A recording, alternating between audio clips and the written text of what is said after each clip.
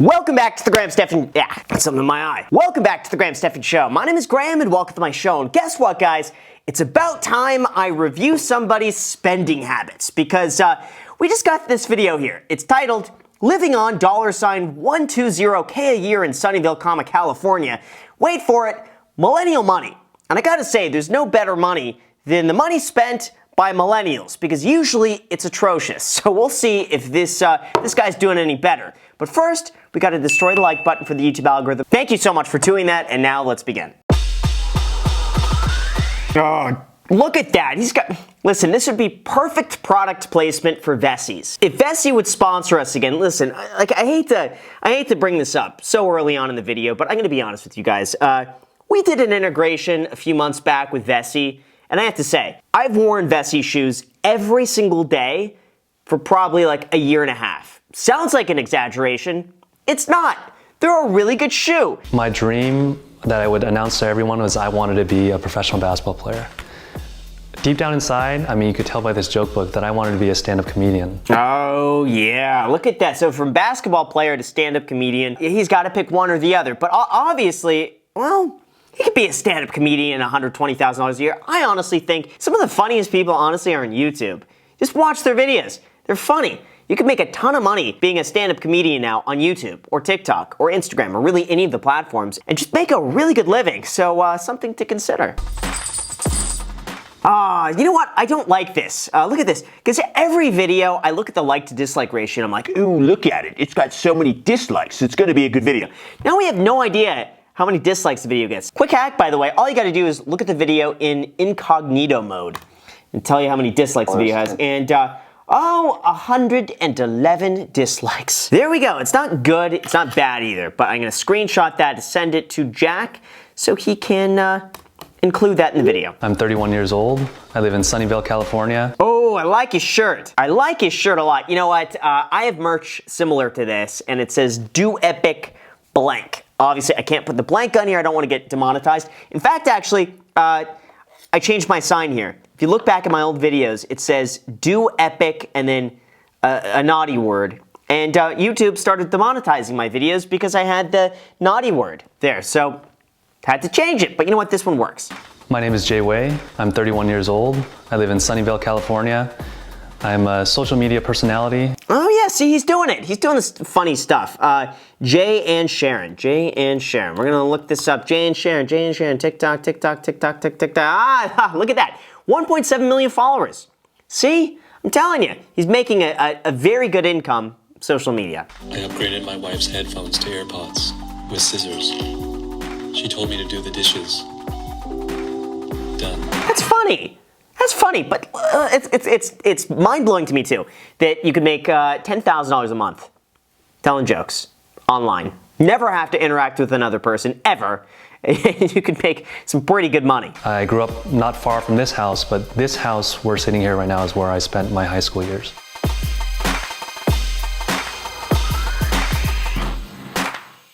Oh, that's good. See, it's either his mom is living with him or they're living with the mom. And if he's living with the mom, he saves money. And if the mom is living with him, maybe she could do the dishes instead of him printing out a piece of paper. Yeah, I guess there is some negativity around the word cheap, but I feel like cheap to me has always meant smart. Yeah, see, that's how it is for me too. A lot of people think cheap is bad, but you know what? I think they have to reframe how they define cheap. Some people think cheap is like, oh, it's stingy. It's selfish. It means they want everything for themselves at the lowest price possible at the expense of someone else. I think we need to make cheap be like frugal, sensible, financially responsible. That's it. That's all we get. How about financially minimalist? That's all it is. You don't need a lot of money to be happy. That's it. You get by on what you need, and that's it. Everything else should be saved. I'm with him on that. And smart with your money and not buying things that are unnecessary. Oh, wow. Look at this. $5,000 a month into crypto investments. Wow, with a T. Bitcoin and Ether. Yeah. That's kind of what I do too. I like Bitcoin and Ethereum. I think a 50-50 split between both of them is pretty safe. 2,000 savings. That's fantastic. Dining out, $900 with the barbell change rate. Okay, so their dining out budget's high, but they're saving so much money everywhere else. doesn't really make that big of a dent. Then we got car insurance, fine. Groceries, $250, fine. Then we got utilities, $233 with a squiggly electric internet. Phone, $120. That's both of them, and subscriptions. It's not bad. So obviously, I think he's getting pre-rent living with his mother. Now, I would say I'm all for it. Listen, if you're saving money, if she's happy, if you're happy, it doesn't impact your life, and you're able to put $5,000 a month into crypto and save $2,000 a month and spend, what is that, like $1,200 a month almost on food? Gosh, I mean, he's able to save so much money. Within 10 years, he'll be able to buy a pretty nice place in California. From 12 a.m. to 3 p.m., that's the cheapest electricity. Feel free to use our outlets, charge your phone, your laptops, but after 3 p.m., make sure you unplug it. No way. He's doing off-peak electrical hours. How did that come up? How did that come up? I said a long time ago that, oh, yeah, this was it. So get this. So I think this is like 3 years ago. I made a video about why I'm single. And a lot of comments are like, oh, you're just going to date a gold digger, blah, blah. I'm like, listen, guys, I'm not going to date a gold digger because no woman would get excited about me doing laundry during off-peak electrical hours because after 9 p.m. it's cheaper. We're very blessed that my mom lets me live here for free, rent-free. She's a great landlord. I like him. I like this arrangement between him and his mom. She lets him live there for free, and he gets to invest in crypto. So in a way, she's good for crypto because that means more of his money gets invested in the markets. There are some stigmas around living with your parents that I think are more bound to American culture, but I think in the Asian cultures, it is so common for sons and daughters to live with their moms and dads. This is true. You know, I've had so many friends throughout high school, college, early 20s, mid 20s, late, you get my idea, okay?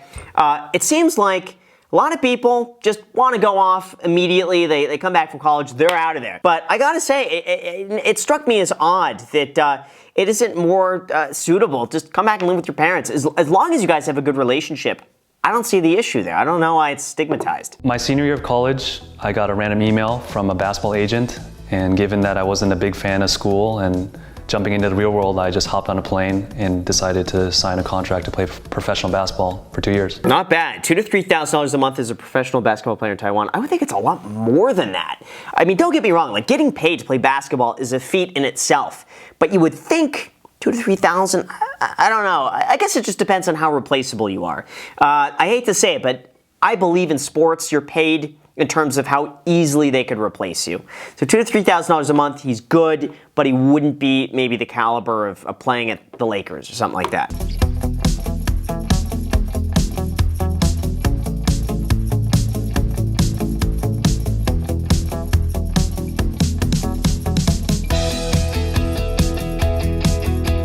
There we go. That's nice. He's starting his own business, expanding that, but it seems like his real career is social media. My wife has a full-time job in biotech. She earns a salary and she sends a good portion back to Taiwan to take care of her family, and the rest she saves up. So I'm not taking on a salary right now from my startup company, and I'm just going to be compensated in equity. Yeah, I think that kind of makes sense because he's at a point in his life right now where he doesn't have a lot of expenses and he could afford to take the risk. If his equity is worth nothing, well, then he's still investing. He's still living almost for free at this point, and he's still making a really good income. So if he's going to take the risk, now is the time to do so. I found out that nearby my house, just like a 10 to 15 minute walk, a 7-minute scooter ride, is some free EV charging stations. So the majority of the time I drive over to these free charging stations, I plug it in, and then I scooter back home. Makes sense because listen, charging a Tesla, believe it or not, it's not inexpensive. I mean, it's not a cost that you're not going to notice, but it is about half the price of filling up a full tank of gas. So if filling up your car would have cost you like $50, filling up your Tesla would cost about $20 to $25. So he's saving a decent amount of money by doing this. Wait, what? Creative Challenge Master. Oh, I thought they give you that when you hit $1 million. I was like, oh wow, that's cool. No. When they threw an offer at us for $600, we were just in shock. Like, wow, people will actually pay us money to make creative videos. Oh my gosh, got 11 million views. It's crazy, wow. Throughout the whole process of making that ad, we really had a lot of fun. We've done promotion videos with brands like Ford. That's how good, listen, that's how companies should be marketing. None of this, in the middle of video ads, stuff like that. this is the way to do it. I truly believe, I think sponsors and integrations like this are going to be the future of marketing. I leave this type of social media stuff to the weekends on my free time. Sometimes I can go a month or 2 months without posting or touching any social media, and that's just because running a startup is just so demanding. I don't know. Imagine how successful he would be, though, if he just went full-time in this. Now, I know his business on the back end. I'm sure like that's his baby. But imagine turning this from 120 to 500K. And I would say it's not guaranteed, but he's got a really solid shot at doing that if he does this full time. I don't think I invest in the traditional way. I put all my excess money in cryptocurrency. I buy Bitcoin, Ethereum. Every month I tuck away like $5,000 and invest that in cryptocurrency. Yeah, see, this is how it's going to be, though. I really believe, give it like 10 years. I think so many millennials and Gen Zers are going to be just crypto investing. They're going to see the stock market. It's like, oh no, the stock market. That's how we would view like gold, let's just say, or investing in bonds and stuff like that. I think the younger you are, the more likely you are to invest in crypto and over stocks. And I could see a point where crypto and real estate are like the two big drivers of investing. I think 10, 15 years from now, I could totally see that happening, and stocks are like a bit of a side thing, you know? But let's see, maybe I'm wrong. I think I've just been brainwashed by the community here in Silicon Valley. I think I'm just under the influence of these peers of mine that crypto is going to take off. And to be honest, it has had some healthy returns. So crypto is going to take off 2020. It already has. I mean, $60,000 Bitcoin is still significant. Now, we'll see. We'll see if it goes higher, okay? We'll leave it at that. I distinguished very early on that I wasn't going to be able to flaunt the way they were flaunting money, drive the cars they were driving, wear the brands they were wearing. So I was just decided to put myself on the opposite end of the spectrum and make being cheap and frugal and utilitarian cool.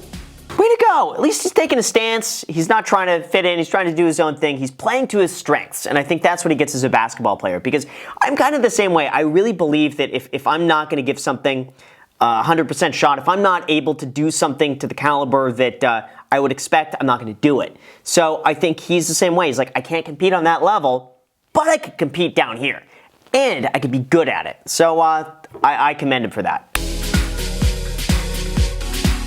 We're not frugal about dining out, so every time we want to go to a restaurant or try some new place, we just go. I think it's fine. He's making so much money elsewhere, it doesn't move the needle. Honestly, I mean, sure, he could spend an extra, like $700 a month in crypto, but at the end of the day, he's still making enough. And I don't even know if this 120 includes her paycheck. I don't think it does. We found out that my wife is pregnant. It hasn't really settled in yet because I've only seen these like black and white photos. It doesn't even look human, so it hasn't really settled in with me, and I haven't really changed any of my spending habits. Oh, that means he's gonna be making baby content. Oh, see. Listen, for TikTok views, throw a baby in there, views will probably like quadruple overnight. So now he could be making $1 million a year. Yeah, we decided to have this baby because we wanted a new character in our content.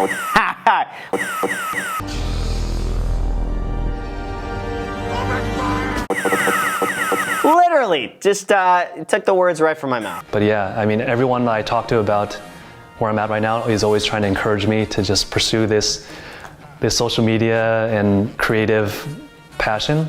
But I'm still quite firm that I really want to see this startup through. No. I think that's blinding you. You have the opportunity right now in front of you. Take it. Listen, if you were making, I don't know, like 15 grand a year off this, I would say keep doing it on the weekends.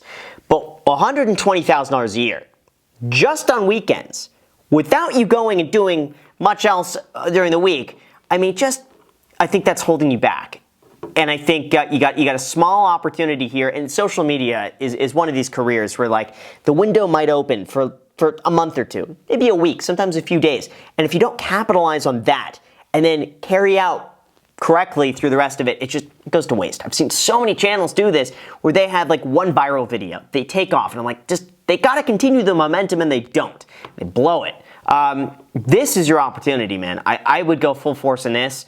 Yes, it's gonna be stressful, but I have a hard time believing there's gonna be any other opportunity that offers you 10x on your income, I would say within a year, realistically. And this, I think that could do. So that's my advice. Otherwise, everything is fine, but now's your time to do that. So especially with a kid on the way, Boom. Better content, and you'd be able to make your baby pay for itself, basically. So with that said, you guys, thank you so much for watching. Make sure to destroy the like button, subscribe button, notification bell. Feel free to add me on Instagram and on the Iced Coffee Hour podcast. New episodes being posted every single Sunday. Thank you so much for watching, and until next time.